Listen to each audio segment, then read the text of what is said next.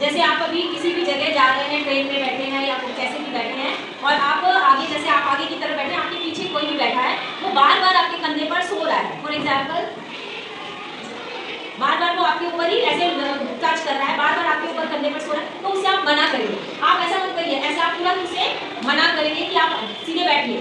ये चीज़ बहुत ज़रूरी है। हम लोग जो छोटी छोटी जगह जाते हैं, शादी पार्टी में भी गए तो पता लगा कि आप उन्हें अंकल को जानती थी, अरे ये बेटा तो बहुत अच्छा है ना, और बहुत मतलब काफ़ी देर तक आपको ऐसे ऐसे लगा। That is wrong thing. यही बैड टच होते हैं। आप मना करिए, ठीक है, अंकल पीछे हटिए, और आप कहेंगे अंकल छूइए मत। आपके कहने में कोई बुराई नहीं है, और अगर आप मना नहीं करेंगे तो ये हरकत आपके साथ दोबारा भी वो कर सकते हैं। ये बहुत ज़रूरी है हमें ना बोलना। क्यों? क्योंकि हमें कोई बहुत ज़्यादा शाबाशी कर रहा है, बहुत देर तक, अरे नहीं बेटा, अरे बड़ा अच्छा बेटा है, बड़ा अच्छा बेटा, बहुत देर तक ये भी नहीं करने देना है। किसी को भी हमने अपना अधिकार ये नहीं दिया है कि कोई भी मुझे ऐसे छुए। बात समझ में आ रही है? ये ज़रूरी नहीं है कि वो यंग बच्चा हो सकता है, यंग लड़के हो सकते हैं, बहुत एज वाला व्यक्ति भी ये हरकतें करता है। जो हो सकता है आपके पापा से भी बड़ी उम्र का बच्चा हो, वो मतलब कोई बड़ा व्यक्ति हो, अंकल हो, मामा हो, दादा हो, पड़ोसी हो सकते हैं, जो कि छोटे से, जिन्होंने आपको खेलते देखा है, सब कुछ है, लेकिन अब आप जब थोड़े से ग्रो अप बड़े हो रहे हैं तो वही हरकतें आपको, क्योंकि छोटे में हो सकता है आपको समझ में नहीं आता था कैसे उनको प्यार करते थे, खिलाते थे, लेकिन अब आप ये बात समझ रहे हैं कि ये गलत तरीके से मुझे छू रहे हैं।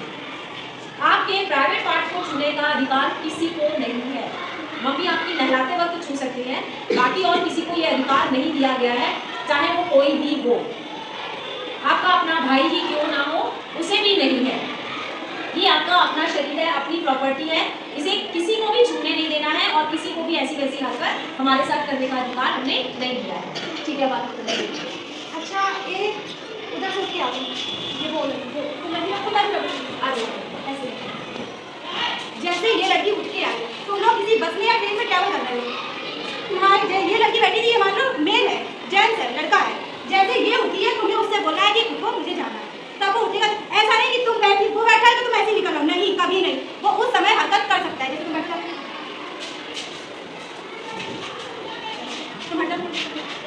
सब लोग ध्यान से देखना।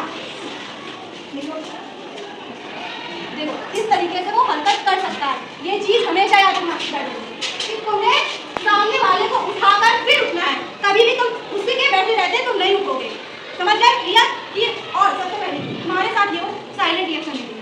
जैसे किसी ने तुम्हें टच किया, तुम उसका हाथ हटा रहे हो, सिर्फ हटा रहे हो, बोल नहीं रहे हो, आसपास वालों को खबर नहीं हो रही कि तुम्हारे साथ क्या हो रहा है, तो ये भी गलत हो। और ये बात हमेशा रखना, गलत के साथ अगर तुम आवाज नहीं उठाओगे तो वो तुम्हारा भी गलत कहलाएगा। तुम्हें आवाज उठाना आना चाहिए, वो गलत को बढ़ावा देना होता है। अगर तुम्हारे साथ ये चीज हो रही है तो तुम नो बोलोगे। साइलेंट रिएक्शन जैसे मैंने इसे गलत टच किया, ठीक है, इसके की वजह से हाथ हटाती हूँ, हाथ हटाती, तो हम नहीं रुकेंगे, कभी नहीं रुकेंगे। आज इसके साथ किया है तो किसी और लड़की के साथ करेंगे। मान लो ये बात क्लियर है, हमारा मन उत्सुक हो चुका है, तो हम उत्सुकता की ओर बढ़ जाएंगे, लेकिन तुम्हें उसे रोकना है। जैसे मैंने किया तो तुम चिल्ला कर बोलेगी नहीं, दूर रहो, गलत है ये, ठीक है। और तुम लोग तो छोटे रात रात में घर से अकेले नहीं आते हो, जैसे बड़ी दीदियाँ होंगी, कभी कभी अकेले आते तो उनसे बोल जाओ कि हमारे पास लोकेशन शेयर कर दो, और बात करते रहो, ऐसे करके बड़ी बड़ी दीदियों को भी करते रहना, ठीक है।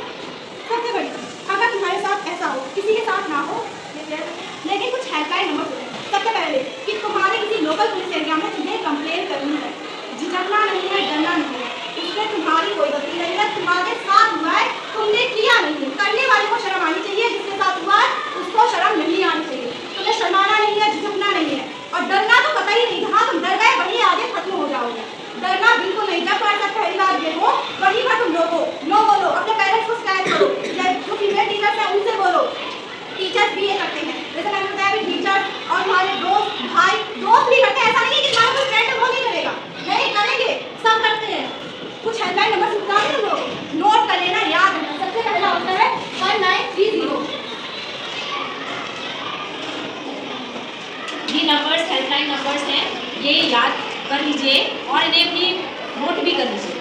ये 1930 है, ये साइबर क्राइम के लिए होता है। जैसे आपके फ़ोन में आजकल एआई है ना, एआई से किसी का भी फोटो किसी से भी वो करके आपकी शक्ल मैच करता हुआ सेम हूबहू आपकी शक्ल जैसे लगती है और वैसा ही बना देते हैं। वैसे ही आप ड्रेसअप हो गए, वैसे ही आपका मतलब कोई मूवमेंट है, वो चीज़ें मेंशन होगी। तो एआई और उसका मिसयूज भी लोग कर सकते हैं। तब अगर आपको इस तरह की कोई भी अपनी चीज़ ऐसे वायरल होती है, आपको पता चलिए और वो आपको ब्लैकमेल कर रहा है, उस कंडीशन में आप 1930 पर अपनी शिकायत दर्ज करा सकते हो, और वो आपको पूरी तरह से आश्वासन देते हैं और इससे आपका जो भी प्रॉब्लम है वो सॉर्ट आउट होता है। वो ब्लैकमेल आपको कैसे भी कर रहे हैं तो वो चीज़ें अब आपकी इस नंबर से फिर उसे ट्रेस किया जाएगा, कहाँ से ये चीज़ हो रही है, कौन कर रहा है, और उसे पकड़ा जाएगा।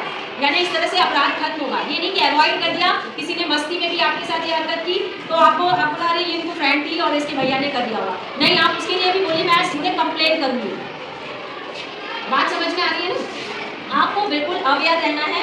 और जैसा कि अभी आपको दीदी ने ये बताया कि गुड टच और बैड टच, अगर आपके अड़ोसी पड़ोसी आपको परेशान करते हैं, चाचा हो सकते हैं, मामा हो सकते हैं, कोई भी बड़ा हो सकता है, भले उसने आपको छोटे से खिलाया हो, आप उसके सामने पैदा होकर इतने बड़े हुए हो, अगर वो भी इस तरह की हरकत कर रहा है तो सबसे पहले तो आप अपनी माँ से बात करेंगे। माँ नहीं है तो अपने पिता से, कभी मौसी या बुआ भी आपका बहुत क्लोज हो सकते हैं, उनसे आप अपनी बात बताएंगे। अगर वो तब भी नहीं सुनते हैं या आपकी बात वो अवॉइड कर दे, आप अपने स्कूल में किसी ना किसी टीचर से आपका अच्छा सा रहता होगा, ये लगता होगा कि हाँ शायद मैम से मेरी समस्या हल हो सकती, आप उन्हें बताइए, बात अपनी करिए। वरना आप ऐसे ही भूल के आप बिना दोष के आप उस मेंटल हरेसमेंट वर्ड का मतलब यही है, उस यातना को सह रहे हैं। ना आप पढ़ पाएंगे ना आप कुछ और कर पाएंगे, क्यों? क्योंकि आपको मेंटली वो चीज़ बार बार परेशान करती है। इस तरह की जो हरकतें, जो छेड़खानी और इस तरह की हरकतें होती हैं, उसके लिए आप लोगों के लिए एक एक्ट बनाया गया है। जो भी नाबालिग लड़कियां हैं उनके साथ कोई भी अगर इस तरह का अपराध होता है तो पॉक्सो एक्ट होता है, वो एक्ट का नाम मेंशन करें। एक एक्ट बनाया गया, इसमें धाराएं हैं जिसमें अपराधी, जो भी अपराधी होगा उसे सजा मिलेगी, जुर्माना है, और कुछ ऐसे जघन्य यानी गंभीर अपराध हैं जिनके लिए उन्हें कारावास जीवन भर का भी मिल सकता है। ठीक है, कई सारी धाराएं हैं जैसे कि ये इसमें है, तो ये सब भी बहुत ज़रूरी है। अभी आपको इतना जानने की ज़रूरत नहीं, पहले तो आप अपनी समस्या के लिए छोटे छोटे ये हेल्पलाइन नंबर से भी आप अपनी बात को बता सकते हैं। 181 ये महिला हेल्पलाइन नंबर है। रास्ते में कहीं जाते हो, कोई रोज़ कंटिन्यू छेड़ता है, घूरता है आपको, तो भी आप शिकायत कर सकते हो। बात मेरी समझ में आ रही है आपको? आप रोज़ जाते हो, आपको उसी गली में रोज़ खड़ा दिखाई दे, बार बार आपको बुरे कमेंट करे, भले आपको उसने छुआ नहीं है, छेड़खानी के तरीके कई हो सकते हैं ना परेशान करने के, तो आप तभी आप शिकायत कर सकते हैं। आपको किसी पर भी अंधा विश्वास नहीं करना है, इस चीज़ को बस ध्यान रखना, क्योंकि आप वो चीज़ खुद से ज़्यादा अच्छे से समझ सकते हैं, फील कर सकते हैं, बल्कि दूसरा आपको बताए कि नहीं वो व्यक्ति अच्छा है या वो व्यक्ति खराब है। आपको खुद से समझ में आना चाहिए कि क्या अच्छा है और क्या खराब है। समझ में आ रही है ये बात? तो शर्माना नहीं है, डरना नहीं है, अपने खिलाफ जैसे जो भी गलत चीज़ हो रही है अपने लिए, उसके लिए ज़ोर से आवाज़ उठानी है, अपने पेरेंट्स को बताना है। अगर पेरेंट्स उस चीज़ के लिए कोई एक्शन नहीं ले रहा है तो फिर आप अपने क्लास मतलब स्कूल में टीचर से या किसी से भी ऐसे व्यक्ति से बात कर सकते हो जिसका आपको लगे कि नहीं ये हमारी समस्या का समाधान कर सकता है।